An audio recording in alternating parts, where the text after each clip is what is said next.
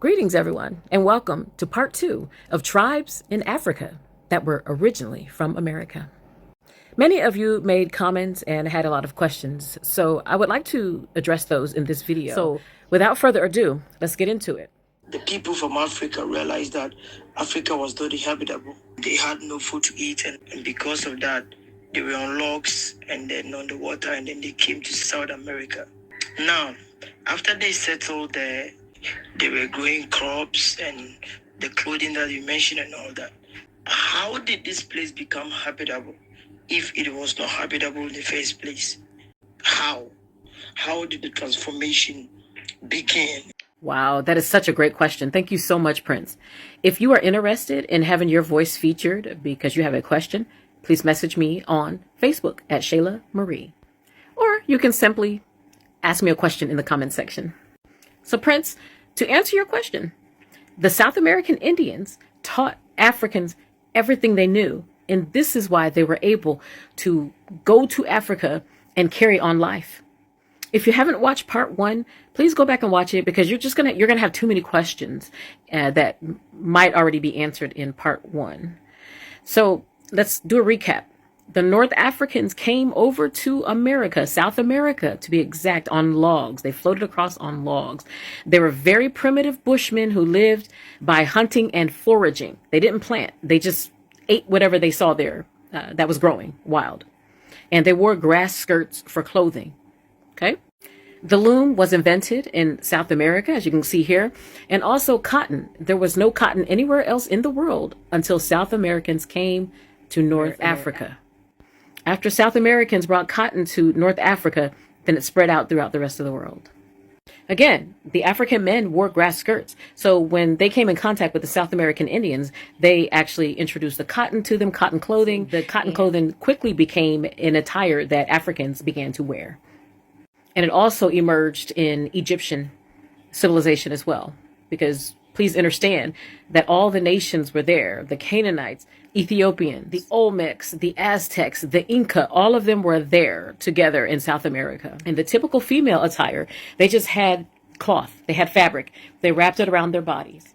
Not only that, they also carried children on their back. They tied the fabric that they had. And now today, if you go to the Caribbean, you go anywhere in Africa, you see women tying their children on their back with cloth. This originated in South America. In part 1, we talked about the names that they carried with them to Africa that were actually South American names, and we talked about Suriname. And so that's another thing. All of the names that we had over in America, they took those names over to modern day Africa, which in West Africa, in Ghana, a lot of these people have these names.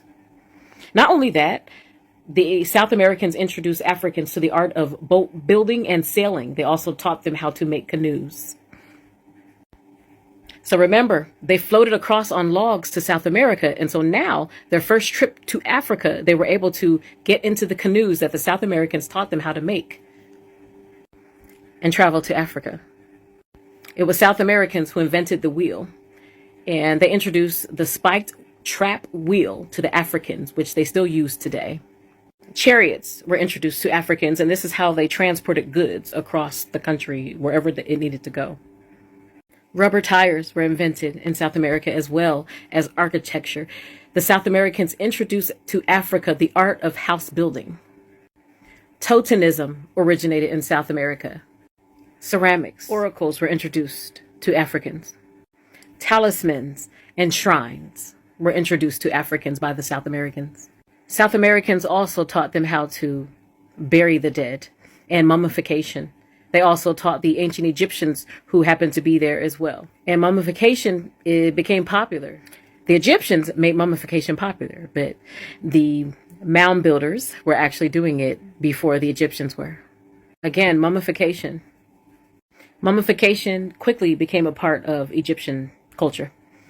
Not only that, also pyramids. The great South American civilization that started building pyramids over the graves of kings, it was the Mississippian mound builders. The copper-colored people of the Americas, they were the pyramid builders. The Mississippian culture was very popular for this. The Great Pyramid was the climax of an increasingly sophisticated pyramid technology that was started by the Mississippian mound builders, the pyramid builders of America. And they spread their pyramids throughout modern day Africa. Now, I want you to understand this, that the pyramids in modern day Africa were actually modeled after the pyramids in America because of the South American Indians. And the Great Pyramid that they're speaking of here in Cholula, the area of Mexico, is by far the largest pyramid on earth so far that is recorded. And so all of the technology that they put into this pyramid, they were now able to go to modern day Africa and even expound upon the knowledge and of pyramid building. It was the South American Indians who brought astronomy to the fore. It had a major impact on human civilization to this day, and it was taught to the Africans. The South American culture were the first people to make astrology a part of their culture.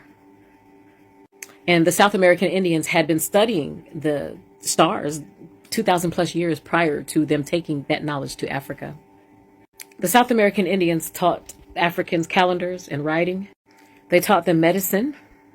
And the South American Indians also taught Africans surgery. They performed surgeries by doing the mummification. South American Indians studied the practice of using electric eels in medicine to heal leg pains and all other sorts of pains all over the body. This is what the South American Indians brought to the world. South Americans taught Africans hallucinogens and narcotics. They taught them metallurgy, how to extract the gold and silver and all the other minerals from the ground. They taught Africans dry cell batteries. They taught them drums, music, and dance. So the first drums, drum beats, it came from America, as well as the music and dance. And to this day, people mimic and love and copy and enjoy the music that is created by the copper-colored indigenous people of the Americas. The South American Indians also introduced praise singing. So when you think of praise and worship, that came from the Indians from America. Musical instruments, the xylophone, believe it or not, was invented by South American Indians. The South American Indians also taught the Africans how to make alcohol. They called it chicha and pitu, and they sometimes called it damn. Alcohol was made from grain, particularly millet, sorghum, or maize. South American Indians taught Africans how to plant and harvest. That's the biggest change that the South Americans brought to the Africans. Agriculture and cultivation. And this is how they were able to thrive and survive on their own in Africa. This is a list of the crops that the South American Indians introduced to the Africans, and the Africans carried with them to Africa and planted themselves.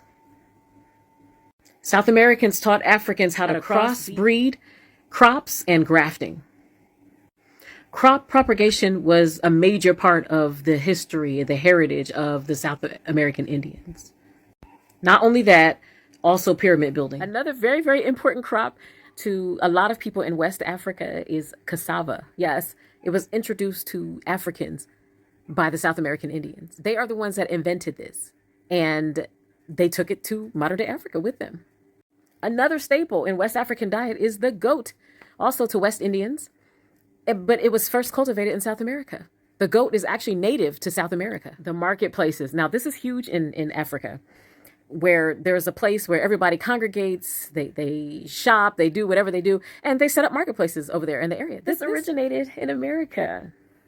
Also, ghosts, witches, and witchcraft, all that originated in South America. They taught the Africans all of this. And believe it or not, the Dogons, if you're familiar with them, they were in South America as well before they moved on to modern day Africa. And the Dogons are said to have come from the Sirius star system.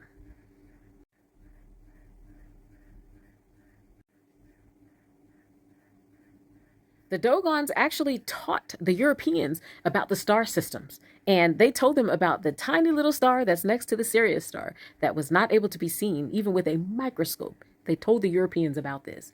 And it wasn't until years later that the Europeans were like, oh, okay, yeah, they were right. I showed you all of this to show you that this is how modern day Africans were able to survive in modern day Africa, because the South American Indians taught them everything they needed to know in order to get life on and popping in Africa. And not only that, there were a lot of the South American Indians that went to modern day Africa with them. This video is long enough, so we're going to do a part 2 to the questions and comments in the comments section before we move on to the other countries in modern day Africa that came from America. See you in the next video.